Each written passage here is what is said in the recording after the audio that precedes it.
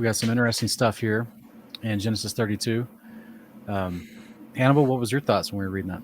The first thing that stuck out to me is how he, tried to placate Esau, still assuming, even though it's been more than 20 years since they last saw each other, that he's still holding grudges. So that's sort of, we'll see more information in Jubilees that Esau actually did still have something against his brother. But it's sort of interesting how, like, bitterness really is something that, we haven't changed at all. And, I think Jacob was trying to placate him, and I don't know if it worked, really. We'll see in the next chapter that he. Yeah, there's some things in the next chapter that lead me to believe that it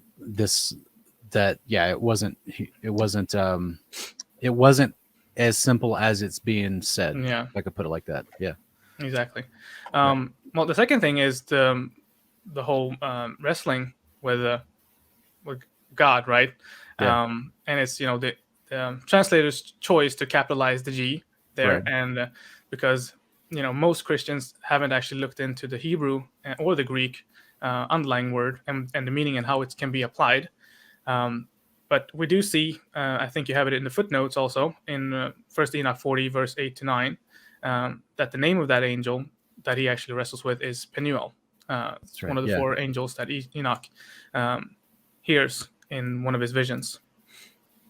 Yeah, and this according to Enoch, this particular angel is tasked with going down and helping mankind as it pertains to their walk with the Father, basically. So it's interesting that he runs into this particular guy, calls this place by that name, and then I've always been fascinated with the idea that he says that I think it's in verse 40. Verse 25, he says, when the man saw he could not overpower Jacob, he struck the socket of Jacob's hip. And they're going, what does that mean? Oh, you could not overpower Jacob. Exactly. Right? I was thinking about that too. Yeah, because I'm sitting there wondering to myself, like, if there's some kind of, and I know some people would just like to argue, well, this is just a man. And I'm like, okay, well, that's very interesting that he would say, I've seen the face of God after wrestling with just a man. And call this place by a specific name, that's already been given to us in a book that Jacob had access to. So it's very interesting. And the fact that it says you struggle with, in verse 28 here, you struggle with God and men. Now that word, of course, in the Hebrew is Elohim. Yeah. Like you said, translators choose whether they want to capitalize it or not, if they think it's speaking about the Almighty God or just a ruler God. But, I guess I've never really seen a differentiation from translators whether they translate that word for angels compared to God with lowercase g's, if I could put it like that. So when they speak about false gods, they'll put a lowercase g. But I wonder if if it was a translator tradition that anything from heaven above got a big G. Yeah, because it's kind of interesting. Because we know obviously it's not literally the Father. I don't think Jacob would have won that, or even just been able to touch him or see his face. That's kind of the unique thing, right? He keeps saying, "I saw his face." That's why he, even in the name itself. This would, of course, my first thought is to parallel this with Exodus 33, where Yahweh tells Moses, "No man can see my face and live." So no flesh specifically can see my face and live. So this one of the clues for the audience following along. That's one of the clues why. I particularly don't believe that this is God Almighty himself. And no, I don't believe this is a pre-incarnate Yeshua, because of all the verses that tell us Yeshua was to appear at an appointed time. This was not that appointed time. So therefore, his ministering angels would be the one that would go out and do these types of tasks and deliver these types of messages. That literally is why they were created, according to Scripture. So I just think it's interesting that he's saying you struggle with both Elohim and men, and you've prevailed. So there's no reason to make that statement if he's only struggling with the man. Yeah. You know what I'm saying? What about your thoughts, Nick? What did you think when you were reading it? Well, one of the first thoughts I had was he must have had a lot of livestock. Yeah. He gave him, if you don't include the young of the camels, because they don't give us a number on that, it's 550 animals that he gives as a gift. And there must have been a pretty long caravan. Yeah. Yeah, he had 6 years. I don't know how many he excuse me, I don't know how many he started with. Well, I guess he started with 0, didn't he? Because Laban took all the speckled and spotted the day that they agreed to their deal. So he had 6 years, the father, to multiply the livestock for him. But it seems like from the portrayal in the previous Torah portion, Jacob tells Laban every year the father, all of the animals that produced in favor of Jacob. Mm-hmm. So even though Jacob started with 0, it seems like the entire flock kept producing exactly the speckled and spotted that Jacob would take as payment. So he could have had hundreds of thousands of animals and livestock. Yeah.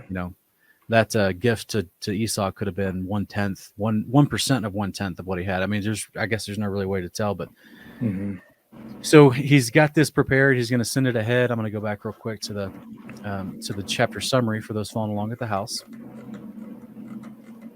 It says that Jacob departed from the place he made a covenant with peace with Laban and continued traveling south to Isaac and Rebekah. He meets angels of God on the way and names the place the encounter Mahanaim, which I believe is a Hebrew word for the encampment. So what do you guys think about that? It just kind of glazes over that, doesn't it? Where it just says, on his way he met a bunch of angels. Yeah. This is before the wrestling match, Yeah. And the Septuagint gives us like a bit extra on the first verse, right? Where I believe it says, and Jacob departed from his journey, and having looked up, he saw the host of God encamped, and the angels of God met him. So, it's like, we'll see in the following chapters also some things where, Genesis just mentions it and just keeps it moving. I haven't been able to find it anywhere else, really.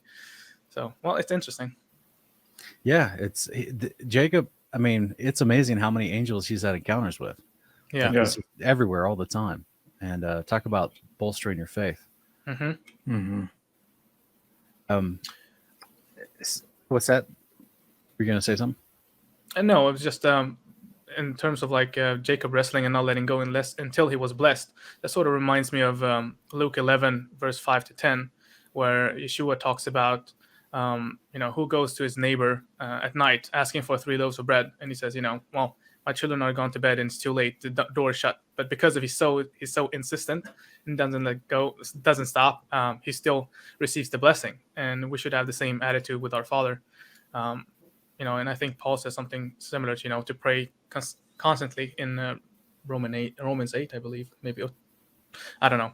But it's that whole attitude of, I think something that I've seen in the patriarchs here is that like patience was just on a different level. Like we're in such a culture where we want things pretty fast. So if we've made our mind up, we're going to pray for something, we might do it for a day, a week, maybe a month, but then we'll forget about it and say, oh well, it wasn't in God's will. But here we see the patriarchs, when they receive a promise, they'll keep believing and clinging to it for like decades. And I think we really need to have the same mentality and same faithfulness and asking the Father for blessings. I agree. Yeah, I agree. It's like remembering Abraham, you get this promise, and at least the one that told to us in Genesis, he's 75 years old, and then doesn't have Isaac for 25 years almost. So that's it's a lot of faithfulness right there for sure. And let me see here. So we also have Esau. He knows that Esau's traveling north to meet him, and Jacob sends gifts from his livestock ahead of himself to entice Esau's favor. I wonder how he knew. Does it tell us how he knew that Esau was on the way to see him? Not that I know. I don't think so. I don't. Messenger. Okay, the messengers returned. Let me see here. I think there might be more on that in Jasher. In chapter 3, Jacob sent messengers ahead of him to his brother Esau in the land of Seir, the country of Edom. He instructed them. So that's what it is. He sent messengers ahead of him to his brother. He went to go find out, basically. Yeah. So basically, he tipped himself off. Well, at least, it's better than being caught unaware. Yeah. So.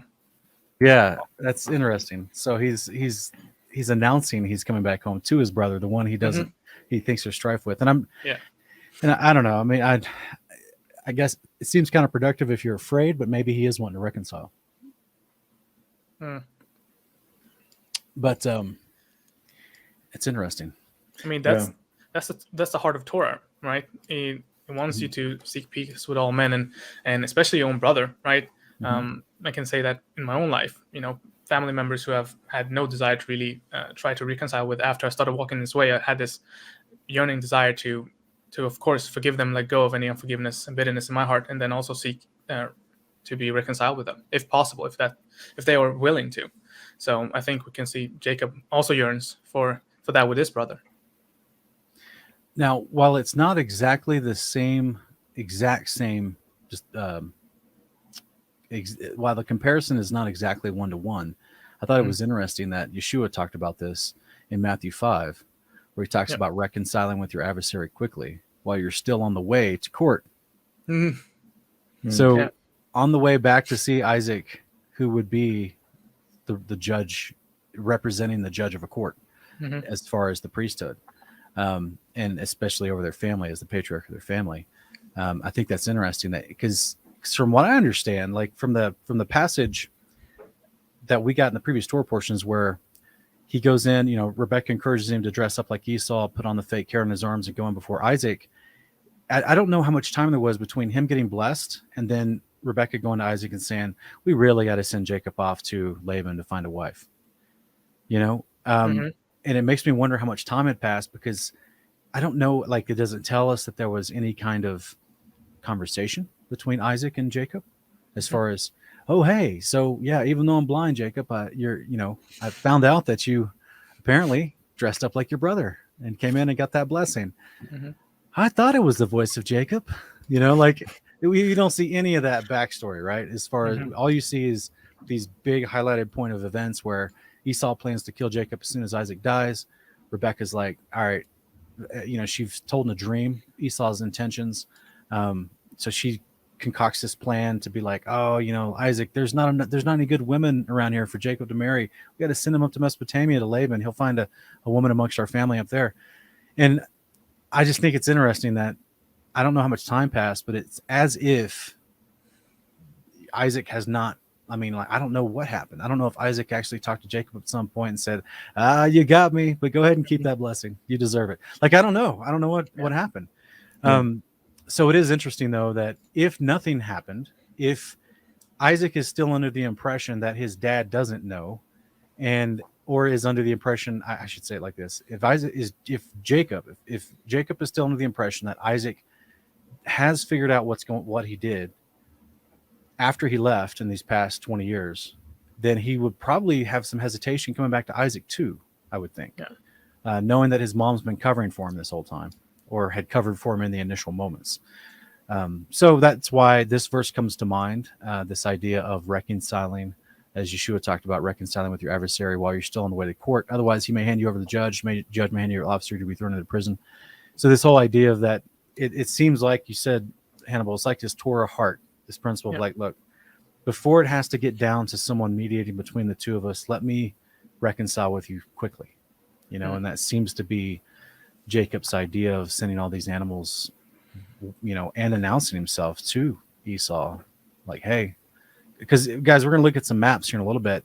Mount Seir is like way south of where Isaac was. It's like a whole nother 2-3 day journey as far as I understand. So like that was an extra journey from where he was. And he's not even to Sukkot yet, which is above his northern area, like above the Midianite plains. So he's basically sending these messengers days and days and days ahead of him to go and talk to Esau's people in Edom, and then come all the way back up and tell him. And so then he has this time. So I don't know how long this is. I'm guessing it's about a week with travel time, round trip for the messengers. That gives Esau a week to what we're going to see in the next chapter, to gather 400 men, which is not always, it doesn't look like a welcoming party. Yeah. You know what I mean?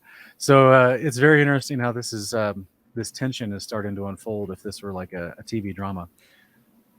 But and then, of course, Jacob encounters an angel of God and wrestles with him throughout the night, refusing to let go until he receives a blessing. The angel forced Jacob to release him by striking his hip. So do you guys think he limped for the rest of his life, or just for a while? A part of me likes to think that he limped for the rest of his life, because it was such a huge blessing that he received the name Israel, and from his posterity, all the 12 tribes come from him. So like if I was in this position, I would not mind limping for the rest of my life for that encounter. But it's also possible that, throughout, one of the feasts or any other angelic visitation later on in his life that he received healing. I don't know. True. It's true. Yeah. Any other thoughts, guys, on this chapter before we move on? One on, let's see, what maybe sparked Jacob's idea to go see Esau was he just had that conflict with Laban in chapter 31. So maybe he thought, hey, if I can overcome this conflict, maybe I should go talk to my brother, fix that as well. Okay, I like that. Yeah, so he gained some confidence because now he's a made man. Like this guy's, it's not a mafia term for all of you guys who know. I just mean like this guy's now provided his own sustenance, right? He's moved away from a bad employer. He stepped into his own provision, his own self-sustaining amount of wealth and income. And because with these herds, as they continue to produce, you go sell them at livestock, go sell their shearings at different towns. So there's ways to make money off these to be very successful. So he's definitely got his own resources. He's not under anyone's thumb now. He's not like still a young man in the household of his mother and father. He's definitely not under Laban's care. So I thought about that too, as far as like Laban is technically responsible for him, which could be why he had to do that covenant with Laban. And Laban was so upset that Jacob left without telling him, because he was like, I would have sent you off with tambourines and blessings, even though he was lying, because he was, it revealed later in the conversation he was lying. But the point of it is he was the point of authority, because not only was he his employer, just mainly because he was employer, but also because he was, the elder of the family in that regard. So therefore, for him to just leave, he left without 2 weeks notice. He left without family notice. I'm wondering if he's thinking to himself, I'm vulnerable because Esau didn't come attack me in Mesopotamia at Laban's house, because he may have not known Laban's willingness or Laban's manpower, his resources, his ability to have dudes that could fight off anyone Esau sent him. He doesn't know, but because Esau's not going up there to visit and check, you know what I'm saying? There's no reconnaissance there. So I just wonder if that thought goes through all these people's minds as far as, so now he's out on his own, out from under the authority of Laban. He's on his own. He might feel vulnerable that Esau would come attack him now, because he's no longer under Isaac and he's no longer under Laban. So he doesn't have to go through anyone else to get to Jacob, if I could put it like that, right? Yeah. He just comes straight at Jacob now. Just a thought. I don't know. It doesn't really tell us. A lot of this is just speculation, but I like that thought, Nick. I do.